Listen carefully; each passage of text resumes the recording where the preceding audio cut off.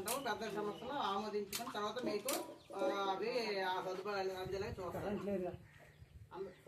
మొదటిది ఏంటంటే అందరికీ పక్కా ఇల్లు, ప్రతి ఇంటికి మంచినీటి కొలాయి, గ్రామానికి రహదారుల నిర్మాణం, ప్రతి ఇంటికి అందరికీ విద్య, నాణ్యమైన విద్య, వికాసం,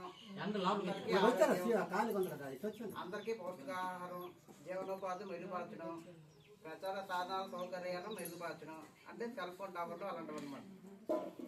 ఉచిత రేషన్, ఉచిత వంట గ్యాస్, ఆయుష్మాన్ భారత్, గర్భిణీ స్త్రీలకు ఆర్థిక సహాయం, గర్భిణీ స్త్రీలకు మరియు పాలించే తల్లులకు పౌష్టికాహారం, హాస్పిటల్ నందు కాన్పు, చికిత్సలు అనీమియా వ్యాధి ఉన్న వారికి పరీక్షలు నిర్వహించడం, 100% టీకాలు నిర్వహించడం, టీబీ వ్యాధి నిర్మూలన, మధ్యాహ్న భోజనం, ప్రధానమంత్రి జన్ధన్ యోజన.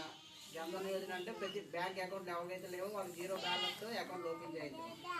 సుకన్య సమృద్ధి యోజన అంటే చిన్నపిల్ల ఎవరైతే ఆడపిల్లలకు వస్తారో వాళ్ళకి ప్రతి నెల కూడా ఇంత అమౌంట్ బ్యాంకులో కానీ వస్తుందని వేస్తే వడ్డీ ఎక్కువ ఇస్తారన్నమాట. వాళ్ళు 18 సంవత్సరాలు వచ్చినప్పటికీ మీరు ఆ అమౌంట్ మొత్తం తిరిగి మీకు ఇచ్చేస్తారు. వీటికి సంబంధించిన ఏమైనా ఉంటే మీరు ఇది చెప్పండి, నోట్ చేసుకుంటాం. ఇప్పుడు ఆల్రెడీ కొన్ని మాకు చెప్పారు, అవి సంజయ్ చదువుతుంది. వాడు కాకుండా